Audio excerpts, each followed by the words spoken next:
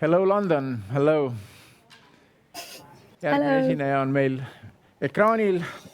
We can see you, we can hear you. Holly Lewis Great. is from bureau that has a very great name. We made that.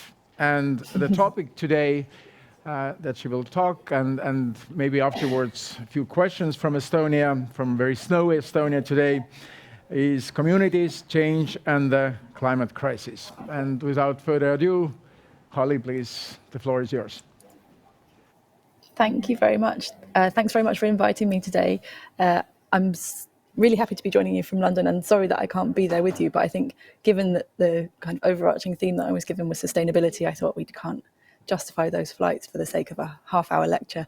So hopefully this is all the tech is working and we can still have a really good conversation together.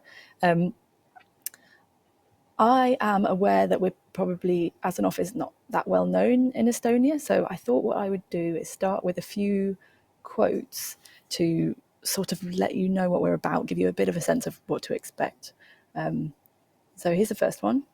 In Canada, this firm, in quotes, not just firm, is a planning firm, not an architecture firm. Very disappointing listen. Somebody's not happy. We move to the next one. This is from Jeremy Till, who's head of the Central St Martin's School here in London, who says that our work is the architecture of the margins. Again, I don't think is super complimentary. And then this one we like a little bit better. So this is Hugh Pearman, who's a journalist here, saying that in our completed projects, real buildings or buildings that are real bits of architecture sometimes appear almost as if by accident. I think there's an implication across all of these that somehow the majority of our work isn't real bits of architecture. And so I thought just to kind of give you a sense of what to expect as we get into the work. I mean, the portfolio is perhaps a little bit unusual. It's sort of broader, I guess, than just buildings. And I think that means that when we're thinking about sustainability and addressing the climate crisis in terms of the portfolio, that the ways in which we think about that are a little bit broader. There's kind of more things to talk about, perhaps, which brings me on to my next quote, which is one of our favourites, not in relation to us, but Cedric Price apparently saying that to a couple who he'd had a briefing session with about a new project, you don't need a new house, you need a divorce. I think from our side, the point about this one is that sometimes the most impactful thing or the thing that is most needed is not a building. That won't necessarily solve the problems. And throughout the office, we only work with public sector clients, so local councils, local authorities, and sometimes with charities. This is a rule that we stick to as an absolutely red line for us. But in that sense, we're often spending public money. And so what we need to be doing is spending that in a way which it makes the biggest difference, that is most useful. Sometimes that isn't a building, sometimes it is, and we are definitely interested in that, and we enjoy delivering projects and design, but we are kind of open to other solutions. And what I hope to do is just go through a few examples of how we've done that, and try to talk, first of all, about that kind of broader approach, but also about how we think about sustainability in that context. So to describe a little bit more about the office, we broadly break down the work of the practice into these three camps. So urban research, we have a dedicated urban research team who are typically not from design backgrounds. They're more interested in sort of social and economic things. Strategies and master plans is urban designers, but also our qualified architects get involved with that. And then delivery of public spaces and buildings. And for us, there's absolutely a relationship between all these three camps. In some ways, it's the process of design is that you would think about a place, then think, okay, so now that I've understood it, what should I do here? And then to design and deliver something that sort of brings that all together. So for us, it makes sense that you would be involved in all of these things, but we recognise that it does mean that the portfolio is a bit unusual. So what I've got here is just a few examples in these slides of taking projects through from that kind of earlier stage research through strategic thinking and then onwards to delivery. The other bit of context that I should give to you is that we, about a year ago now, a little bit more than a year, became a certified B Corporation. So we're really interested in how, through our own actions and how we run the office, how we can be meeting those higher levels of social and environmental impact. This is an externally verified status, so it's not just us saying, like, we're really good. It's other people coming in and telling us if we're good enough or not. And that's, of course, there's always more that everybody can do, but we're really proud to receive that status, and it's something that we are using as a structure to kind of drive better performance of the office as well of our projects. So to get into the first example, I thought I would talk a little bit about the work that we've been doing in High Street. So this is a study from a few years ago now, I think 2018, called High Streets for All. It was a piece of work commissioned by the Mayor of London, so the Greater London Authority, looking at the social value of London's high street. So high streets is quite a typical thing that you find in places across the UK. I suppose there's probably an Estonian equivalent. I don't know what the translation would be, but those small runs of shops for just your kind of everyday needs, as well as the centres that you go to buy new clothes or to do sort of bigger shopping. In London, this is what the map of London's high streets looks like. So there's 602 by the definition that's used by the Greater London Authority. And through this High Streets for All project, we were looking to identify high streets that had been subject to the greatest levels of change, so that we could then speak to people on those high streets and understand the things that were preoccupying them, how they were experiencing change, I guess gentrification at some level in London. The map on the screen is looking at the change in relative diversity. So the blue areas are becoming relatively less ethnically diverse, and the red and orange colours are becoming relatively more diverse. So you can see that there's this sort of, I guess, whitening of central London, and the edges of London becoming more diverse by comparison with the rest of it. That was just fascinating to see in such a kind of stark spatial terms, really. The things that the data reveals, I think, are often really fascinating. Through that, we identified a number of case studies, and we then conducted on-the-ground research, so surveys and speaking to people to understand what it was that those high streets were offering to people. Of course, they offer jobs, and there's sort of financial and economic activity that happens on high streets. But from our research, we identified that there was this whole range of other stuff that happens in them that is also incredibly important. So, for example, the idea that a teenager, for example, who's looking for work, can go to a high street to find a new job.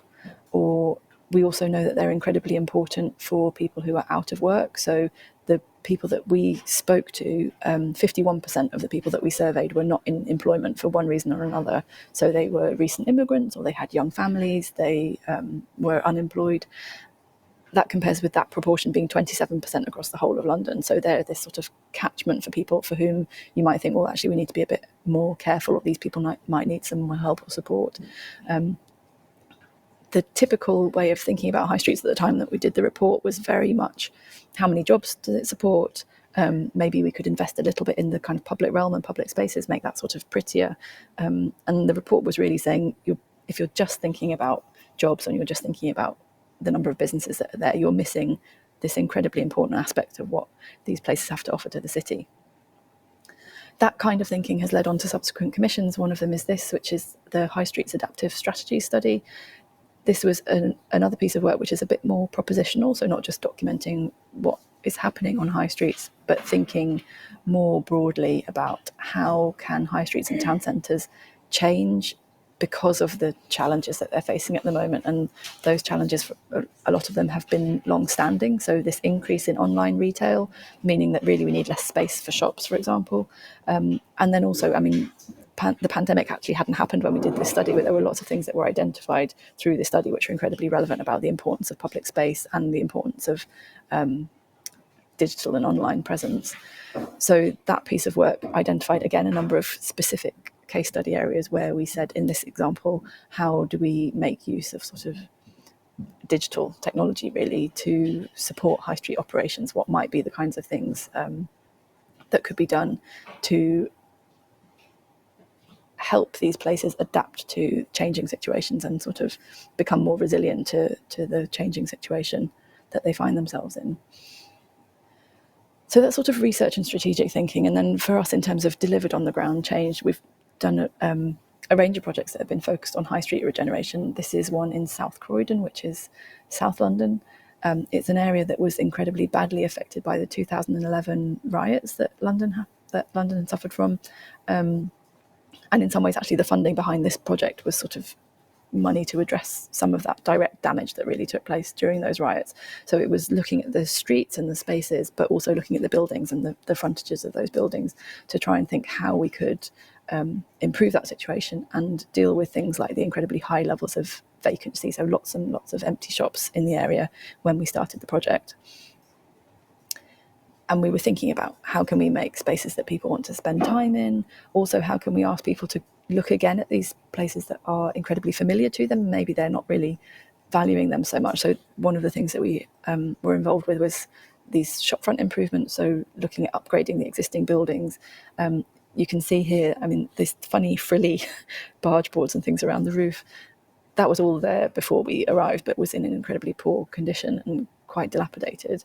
So there was this amazingly interesting and kind of curious built heritage, but the individual building owners didn't have the capacity or hadn't had the interest in sort of looking after them, I suppose. So we were coming in and putting a relatively modest amount of public money into saying, actually, these things are really lovely, let's look after them and let's enjoy them and feel proud of our area.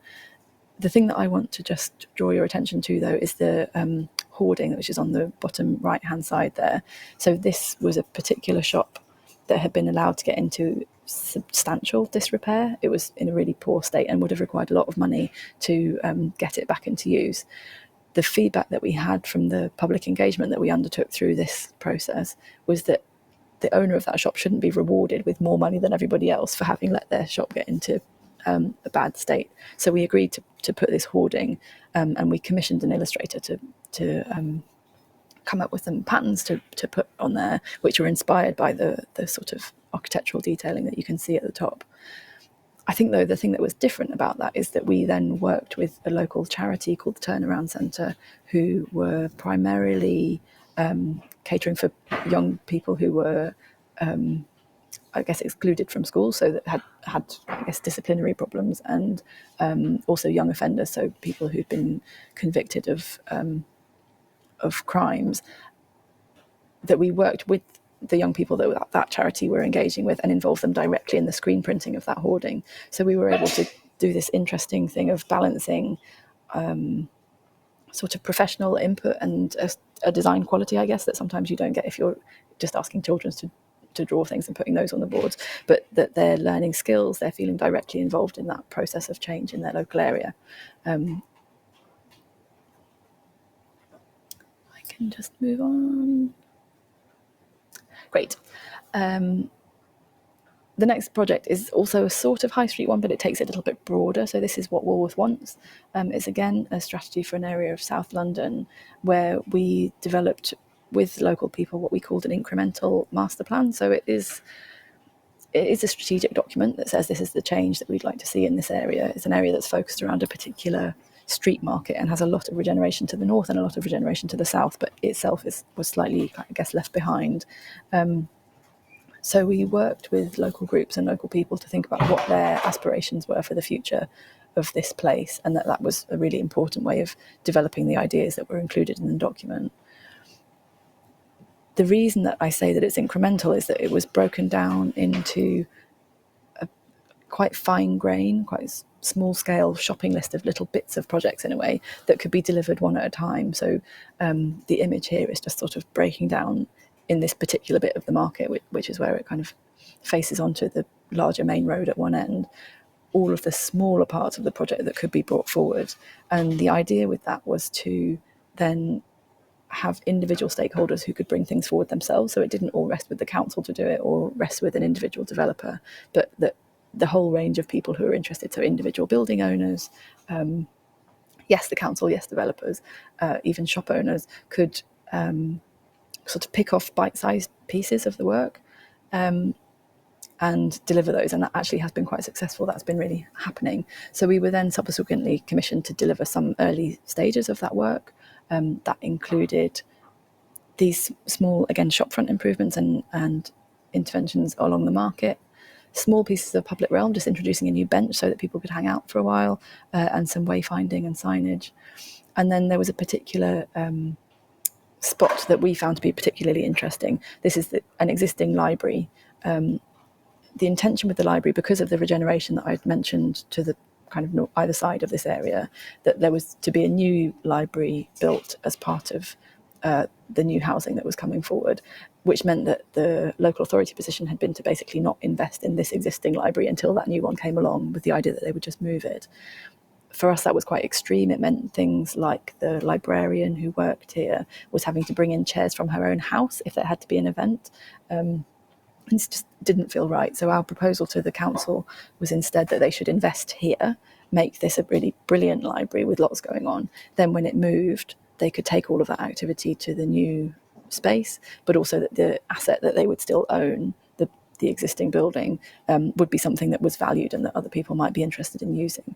So our proposals here included refurbishment of the existing space, but a small extension as well, which would give them a flexible space that could be hired out externally, bringing in some additional funding. So if people were hiring it for a party or for an event or running a course or something like that, that space was a chance to also ask people to kind of think again about the kinds of uses that could happen within library space. So from that strategy, we'd identified that this should be the thing that would happen with that building, and we were then commissioned to take that design work through. So that included this, which is the small extension that I mentioned. Again, this is something like a beacon, I suppose, trying to get people's attention and say, hey, there's something interesting happening here. I suppose architecturally we were quite careful about it, and we were interested in how neatly can the cladding be fixed without these visible fixings, the kind of precast windowsill there that you can see, all done with some care. But we're also very interested in the new kinds of functions that can be supported through that additional space. So what that meant was that we were then able to create a co-working space within the library so that people had a broader range, I guess, of also more professional space that they could use, and as well as bringing in that additional revenue. So that's a sort of full spectrum, I guess, of that early stage thinking all the way through to delivery. The next little bit that I wanted to touch on is some work that we have been doing, again, for quite a few years in an area called Black Horse Lane. Again, it's a London example in northeast London, where there are proposals to deliver 5,000 new homes across the area. We were initially brought in to look particularly at the interface between existing industry, so there are lots of industrial businesses on one side of this road, and then new housing on the other side. And there was a sense that perhaps this industry might have quite an uncomfortable relationship with the number of new homes that they wanted to deliver here. So we were asked to come in and think about how we can improve that relationship. That was focused around the entrances to the industrial estates. And there were some very practical things that we did in the first instance. So this is new signage. We worked with graphic designers called Rohepöörde to bring in this consistent signage so that people could just at least find their way around, because that was number one problem. We also did smaller, I guess, more idiosyncratic things.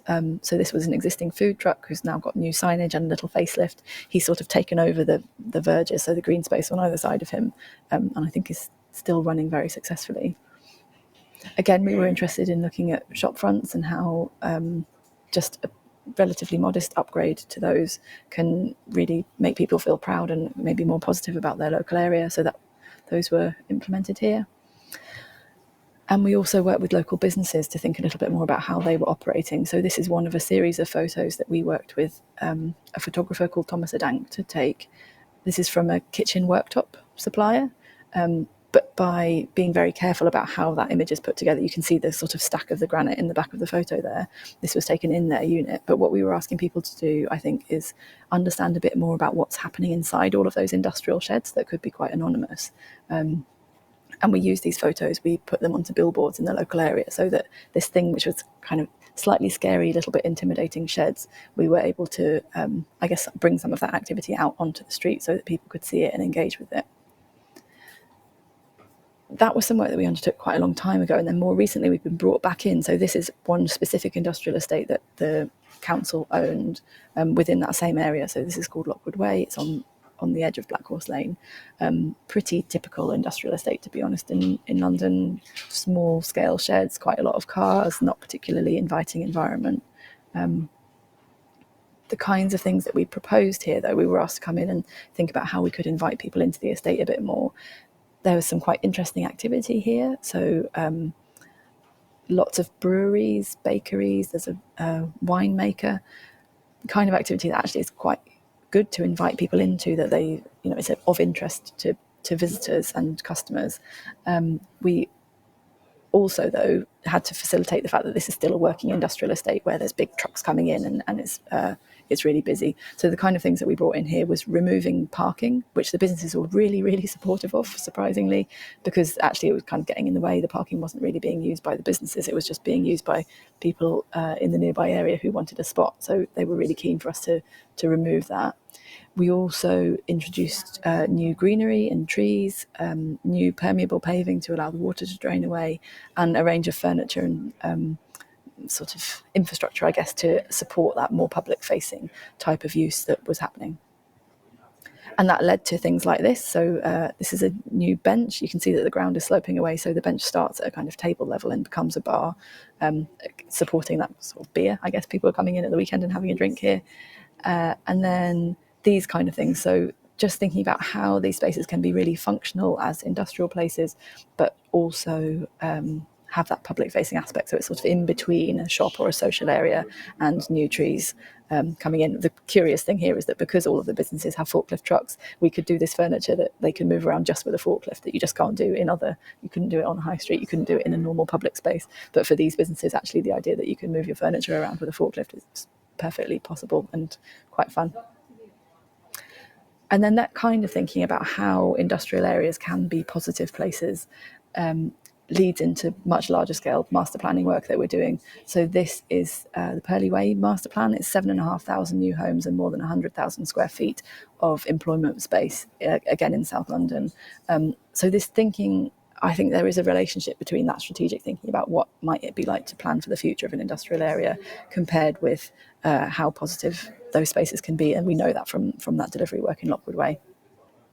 Just moving on a little bit, this is another kind of northeast London project looking at Banbury Park and Cheney Row. So here we were commissioned quite early on to think about how it's called Section 106 in the UK. It's money that's paid by a developer to the council to sort of offset the negative impacts of their development. So it's money that comes from development, basically, how that could be used in the local area. So we work with the council to look at various open spaces and green spaces around this new development and think about the future of those. We were subsequently commissioned after that strategy to implement the design of one of these spaces. So we particularly worked with local young people because play and play areas was going to be very important for this project. So we had a number of workshops with local young people to understand their aspirations for the space. And then it's actually a park that's called Cheney Row, and it was, prior to our involvement, a landfill site. So quite polluted, really, really unused, definitely not something that people were welcomed into. But through that strategic piece of thinking and looking overall at where investment would best be placed, and then those workshops, we were able to identify quite specific design proposals that would bring that space back into use, and that's what's happened. I think there's something about the kind of delivered interventions that are quite distinctive, and we like them. This is a sign made out of bug hotels and kind of habitats for animals, for example. But the other thing that has been really interesting is how the space has subsequently, or kind of through the process, that we were able to develop it's quite a common type of group. It's called a Friends of group. So the Friends of Cheney Row Park, people who support it and are interested in it. That's a group that was sort of nurtured, I guess, through our engagement process, and has subsequently gone on to continue to run events and parties and bulb planting and tree watering and so on. They're a sort of active community group that are advocates for this space. So we're interested in the physical side of what's happened here, but also in those sort of social structures that will continue to support the area.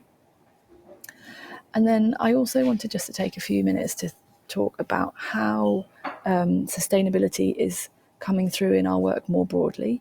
So this is a more recent piece of work that we've been undertaking in Hackney Central. So again, kind of northeast London. It's definitely a strategic piece of work. It's not design or delivery yet, although we hope that it might turn into that. But here we've done a lot of work in engaging with local people to understand what are their priorities, what would they like to see invested in. That has meant lots of public events and things like having a market stall out in the town square, online surveys or 2 rounds of online surveys and more targeted workshops with local young people, with particular interest groups and businesses and residents. So hours and hours and hours of speaking to people. But what I thought, particularly in light of the sort of prompt for me in preparing this lecture today, was really interesting is how do we think about sustainability and the climate crisis in relation to community interests?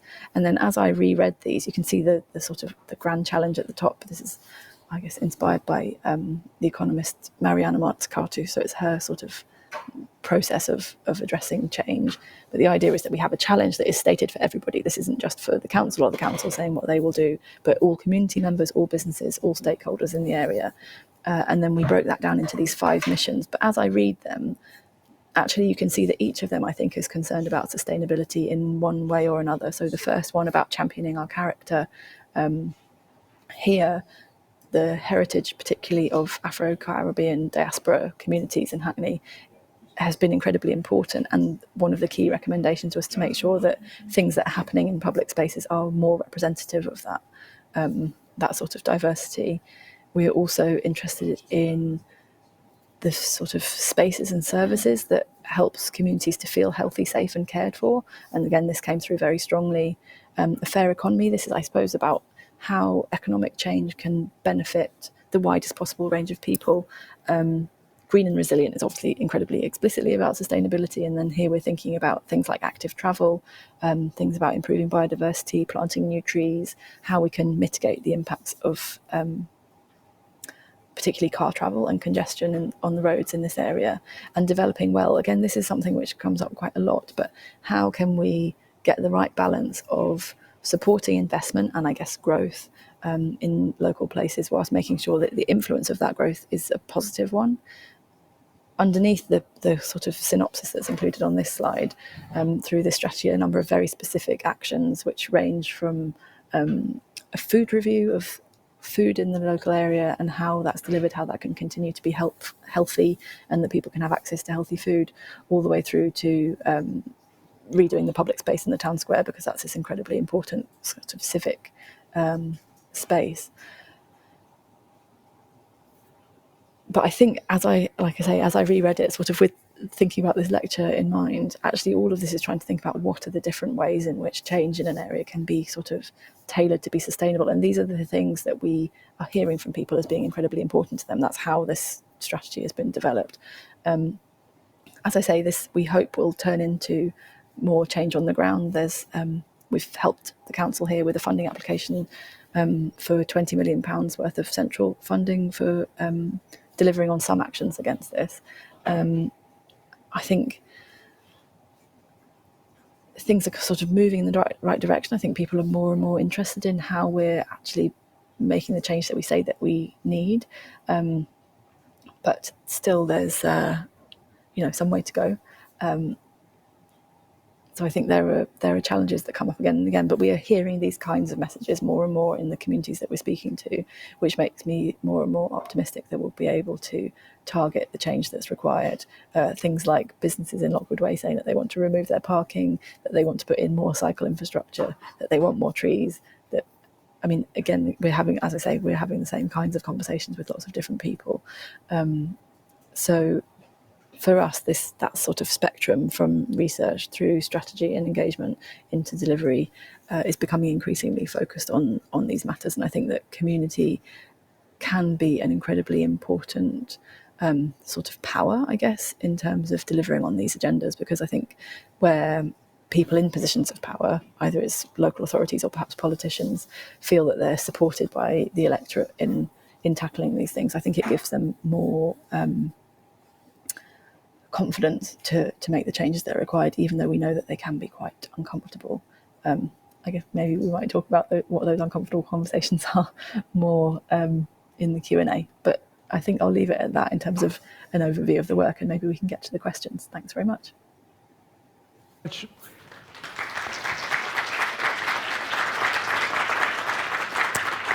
So, are there any questions from the audience? Just please raise your hands and I can give you a microphone. Maybe the first question I will ask myself. In Estonia, the word we are constantly hearing is sprawl. The cities are sprawling and spreading out, but you are advocating quite the opposite, that the cities, the 10 cities are actually very livable, and now we're hearing that in Estonia also, that we should really kind of rethink the sprawling city concept. Yeah, absolutely. I mean, I think it's really important. There are some really practical reasons why that's the case. So the ability to walk and cycle between places, I think, is crucial if we're going to be tackling the climate crisis. And a sprawling place just makes that really, really, really difficult. We are increasingly being asked with our clients to think about 15-minute neighbourhoods or 20-minute neighbourhoods. They've all got slightly different numbers, but the intention is the same, I think, that you can travel sustainably and get to all of the things that you need. And that sprawl is kind of the antithesis to that, I would say. There's also something just about the vibrancy, I guess, of places that have got lots of stuff going on in them that I think is really, really positive. And the more that things are sort of spread out and are able to be separated, the less you get that sort of mix. It doesn't mean that everything has to be quite as dense as London, for sure, and we're working in lots of places across the southeast where that isn't the case. It doesn't mean necessarily incredibly high density housing, but there is something about the intensity of uses that we see in particularly the high streets and town centres that I mentioned that I think are incredibly interesting and makes them great places to be, really. I think it's very hard to do that in a sort of loose, far apart place. Any questions? You have a chance to ask directly from London. Yes, Katrin Kov here is one of our architects. Thank you. I have a question. London is a big city. Are there many architects who are working like you do together with small communities? Or are you rather exception?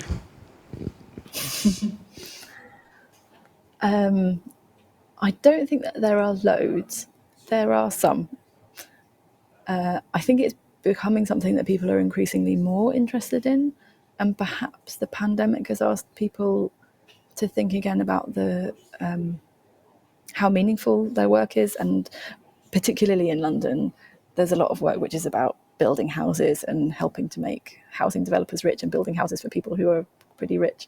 And I think there's a bit of a disillusionment with that. So I think more and more there are younger officers who are kind of pushing through and who are interested in this kind of thing.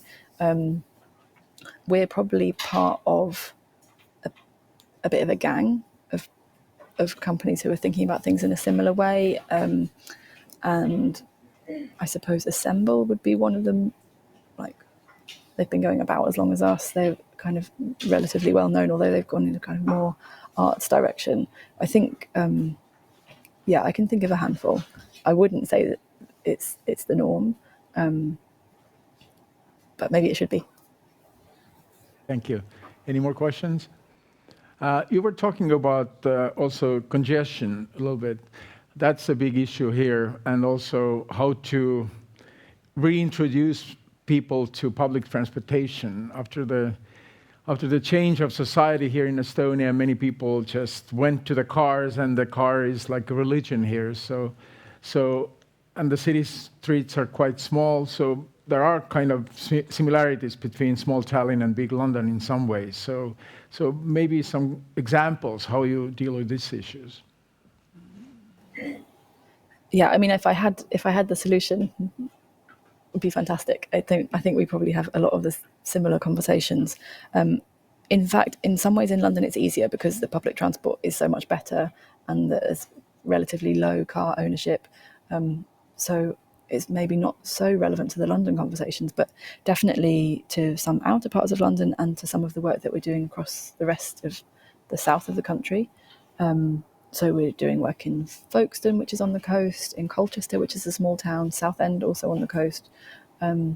Lots of kind of smaller places which are very, very reliant on cars and sometimes needn't be. Often they're quite compact. It actually is quite possible to cycle sometimes there are hills, and then people get kind of worried about that and whether you can still walk and cycle if there's hills. But actually, we're also seeing a big increase in the amount of electric cycles that people are using, and then the hills aren't an issue anymore.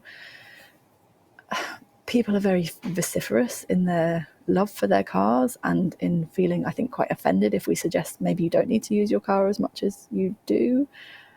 And yeah, particularly in those sort of towns that I mentioned, that's a very live and strong conversation. But I think it's essential. And I think that we have often found through information or through data that you can challenge some of the things that people are assuming. So people are assuming that every car journey is necessarily to be done by car, and we often know that that's not the case.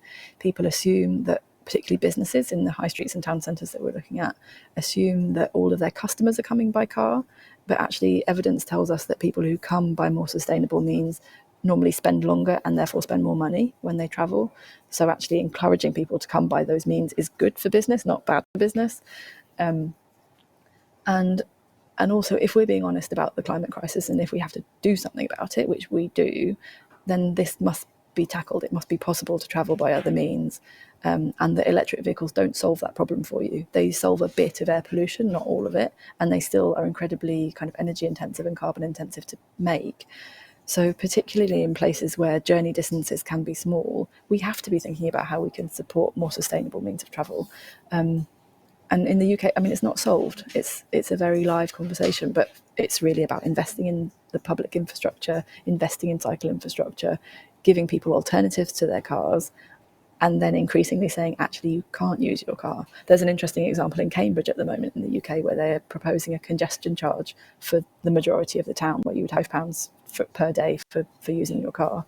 People are really angry about it. And I don't know if it will come through, but it feels to me like that's the kind of thing that we're going to have to start doing, is charging, with exceptions for people who absolutely require their cars, with exceptions for people on low incomes. But actually, we have to do some things which might be a bit painful. Thank you. Any more questions from here? If not, thank you very much, Holly, for your Thank you for having me. great presentation and talk. Many thoughts for here to explore later in our discussion. Thank you and have a good day in London. Thank you. Enjoy the rest of your day. Thank you. Thank you.